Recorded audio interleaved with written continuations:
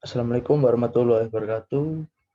Nama saya Devara Priyaganendra, NPM 180 dari kelompok 79 sesi Jumat 2. Modul 2. Saya akan menjelaskan tentang modul 2 yaitu DFD, Data Flow Diagram.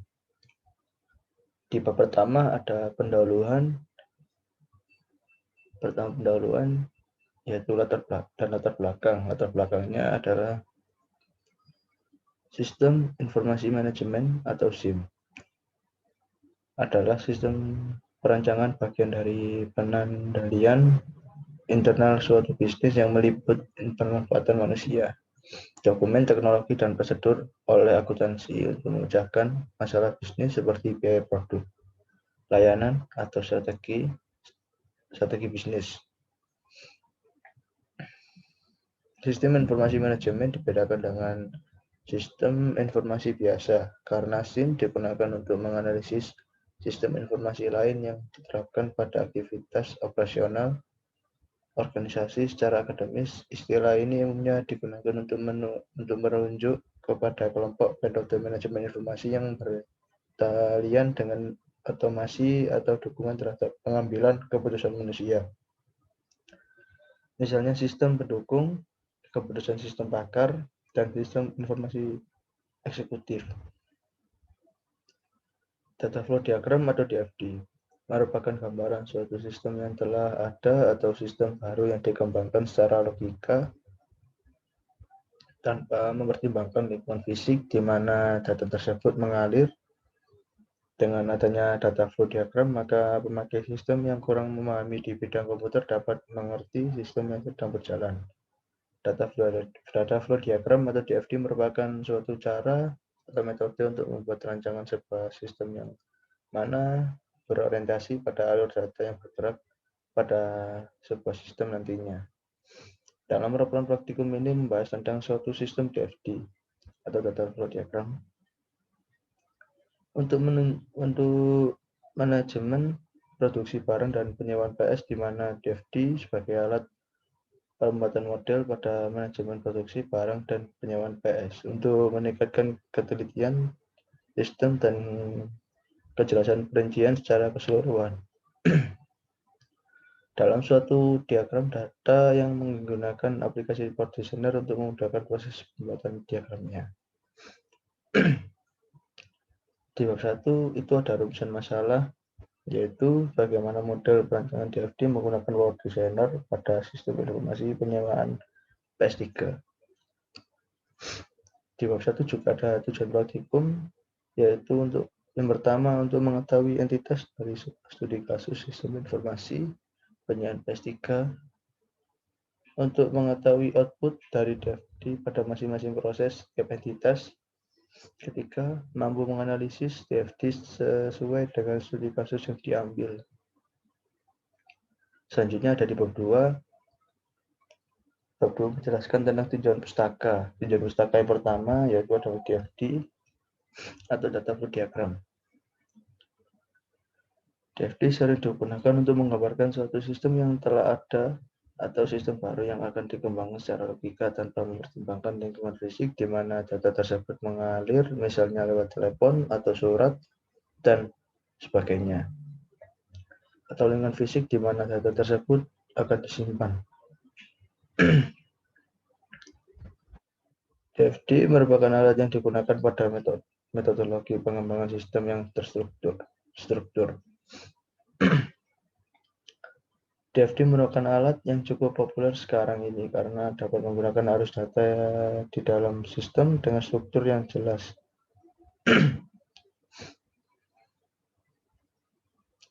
Lebih lanjut, DFD juga merupakan dokumentasi dari sistem yang baik. Data flow diagram atau DFD memberikan tampilan secara visual tentang aliran data informasi dari suatu sistem. Dari DFD ini menggambarkan siapa saja yang terlibat pada sistem tersebut, dan start sampai finish sering kali dipakai untuk menggambarkan suatu sistem yang sudah ada suatu sistem yang akan dikembangkan bagi Anda yang belum mengetahui DFD. Yang pertama adalah pengertian DFD menurut para ahli, yaitu Pertama yaitu Andri Kristanto, yaitu model proses data yang dibuat atau dirancang untuk menggambarkan aliran data dari mana ia masuk dan kemana tujuannya. Yang kedua yaitu ada Tata Sutapri, suatu network yang menggambarkan sistem secara otomatis atau komputerasi secara gabungan dari keduanya, menggambarkan disusun dalam bentuk komponen dengan aturan tertentu. Yang ketiga adalah Jogianto Hartono, suatu diagram menggunakan simbol atau notasi dalam menggambarkan sebuah arus sistem.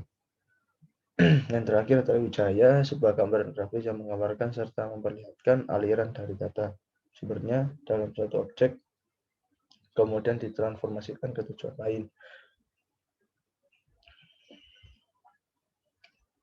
Selanjutnya ada DFD logis. DFD logis adalah representasi grafik dari sebuah sistem yang menunjukkan proses-proses dalam sistem tersebut dan aliran-aliran data ke dalam dan keluar dari proses tersebut. Kita menggunakan DFD logis untuk membuat dokumentasi sebuah sistem informasi karena DFD logis dapat mewakili logika tersebut, yaitu apa yang dilakukan oleh sistem tersebut tanpa perlu memspesifikasi di mana, bagaimana, dan oleh siapa proses-proses dalam sistem tersebut dilakukan. Usulan-usulan dari analisis berupa DFD, beberapa hal yang umum mendapatkan perhatian dalam mendesain baru tersebut ialah A. Menggabungkan beberapa tugas menjadi satu. B. Master detail update. C. Meminimalkan tugas-tugas yang tidak penting. D. Menghilangkan tugas-tugas yang duplikat. E. Menambahkan proses baru. F. Meminimalkan proses input. Dan yang terakhir, menetapkan bagian mana yang harus dikerjakan komputer dan bagaimana yang harus dikerjakan manual. Notasi simbol atau simbol DFD. Penggambaran simpanan data di DFD perlu memperhatikan beberapa hal. Yang pertama, itu hanya proses yang saja berhubungan dengan simpanan data. Dua, arus data yang harus menuju ke simpanan data dari suatu proses menunjukkan proses update.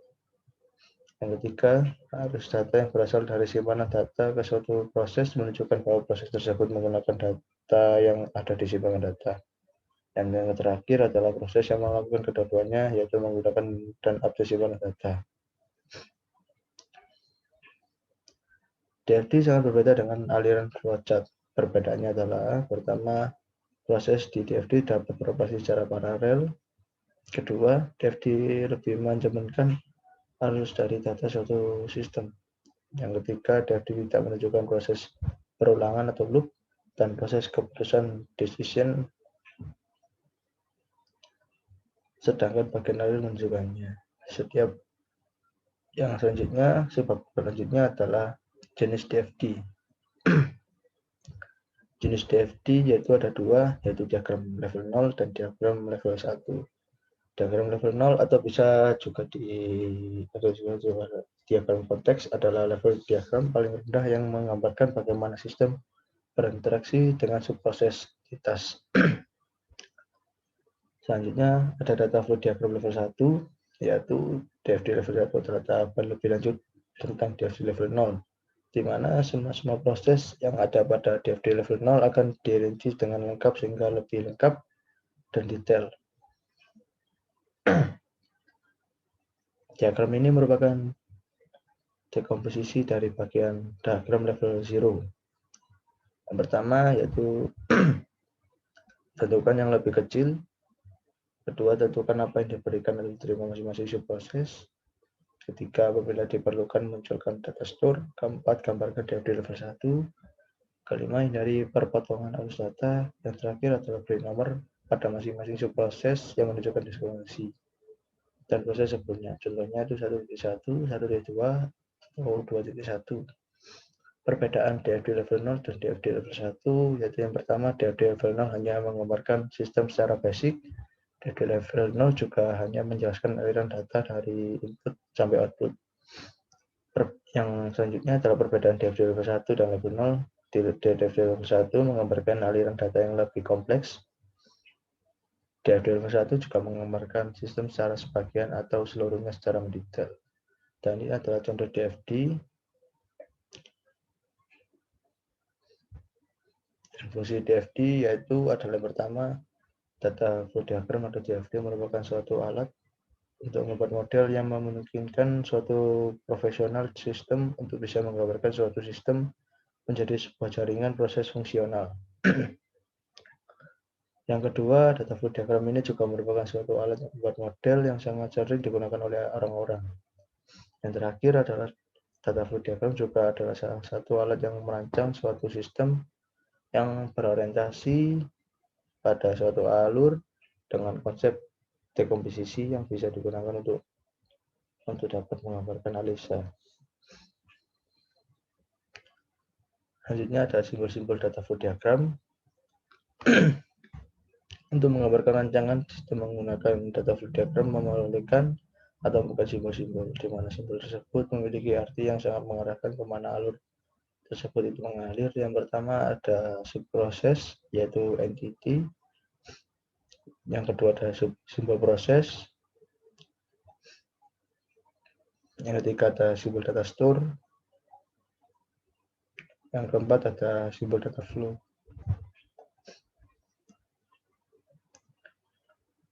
Di alur data dapat berupa kata, pesan formulir, atau informasi. Ada 4 konsep tentang alur data, yaitu package of data, 2 diverging data flow, yang ketiga converging data flow, 4 sumber dan tujuan, 5 sumber input dan output. Sebab yang selanjutnya adalah konteks diagram atau CD. Konteks diagram atau CD memperlihatkan sistem yang dirancang secara keseluruhan. Semua subproses entity harus digambarkan sedemikian rupa, sehingga terlihat data yang mengalir dari input proses sampai output. CD merupakan 3 buah simbol, yaitu simbol untuk melambangkan subproses entity, simbol untuk menggambarkan data flow, dan simbol untuk melambangkan proses. Diagram ini adalah diagram level tertinggi dari DFD yang menggambarkan hubungan sistem pada level luarnya. Caranya untuk tentukan nama sistemnya, kedua tentukan batasan sistemnya, ketiga tentukan terminator apa saja yang di dalam sistem, 4 tentukan apa yang diterima atau diberikan, 5 gambarkan diagram konteks. Selanjutnya adalah cara membuat DFD. Yang pertama adalah identifikasi subproses entity. Selanjutnya, identifikasi semua input atau output. 3, gambarlah terlebih dahulu suatu diagram konteks. Keempat, gambarlah bagan berjenjang. 5, gambarlah sketsa DFD untuk overview dalam diagram level 0. Gambarlah DFD untuk level-level berikutnya, 1 dan seterusnya. Yang terakhir adalah gambarlah DFD gabungan semua level. Di menggambarkan arus data flow, perlu diperhatikan beberapa konsep berikut, yaitu pertama, konsep paket data dari data, kedua, konsep arus data menyebar, ketiga, konsep arus data mengumpul, dan terakhir adalah konsep sumber dan tujuan arus data. Syarat-syarat membuat DFD yaitu pertama, pemberian nama untuk setiap komponen, 2, pemberian nomor pada komponen proses, ketiga, menggambarkan DFD sesering mungkin agar enak dipandang, keempat, penghindaran menggambarkan DFD yang rumit. Dan yang terakhir adalah pemastian DFD yang dibentuk untuk konsisten secara logika. Ada juga bentuk data flow diagram. Sedangkan diagram alur data logika lebih menekan proses-proses apa saja dalam sistem, yaitu pertama ada diagram alur data atau DADF. Dan kedua, diagram data logika atau DADL. Dan selanjutnya adalah pengujian sistem. Pengujian sistem dengan melakukan pengujian terhadap sistem diharapkan sistem dapat berjalan sesuai dengan perencanaan dan desain awal yang dibuat. Ini adalah contoh sederhana dari DFD.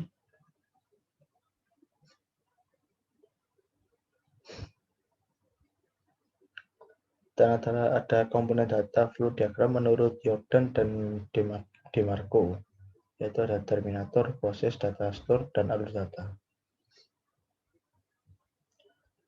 Dan masuk ke bab selanjutnya adalah ada langkah-langkah pengerjaan sebuah perusahaan penyewaan PS melakukan pembaruan sistem untuk memperoleh informasi penyewaan PS per bulan serta untuk mengetahui total pengeluaran untuk gaji pegawai setiap bulan dengan sistem basis data agar informasi yang didapat lebih cepat. Yang pertama adalah membuka aplikasi Word Designer.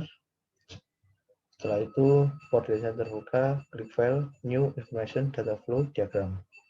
Ketiga, buat konteks diagram diawali dengan membuat tools proses sesuai dengan permasalahan yang telah ditentukan. Entitas dan proses dengan tools entity. Contoh, masukkan pegawai, petugas absen, personalia, bagian keuangan, sistem informasi penyewaan PS. Membuat relasi timbal balik dengan tools data flow. Dan langkah kelima, lakukan proses decompress dengan cara klik kanan pada tools proses lalu decompress proses open diagram. Yang keenam, tunjukkan proses relasi storage yang dibutuhkan sesuai dengan entitas pada DFD level 0.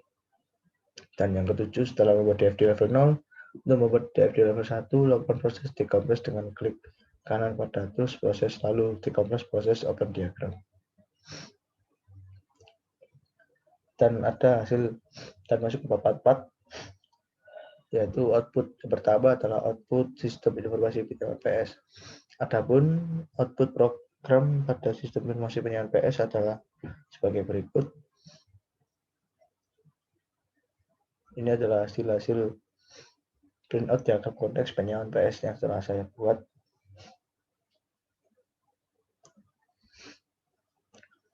Dan selanjutnya adalah analisis output. Adapun analisis output yang permasalahan basis data penyewaan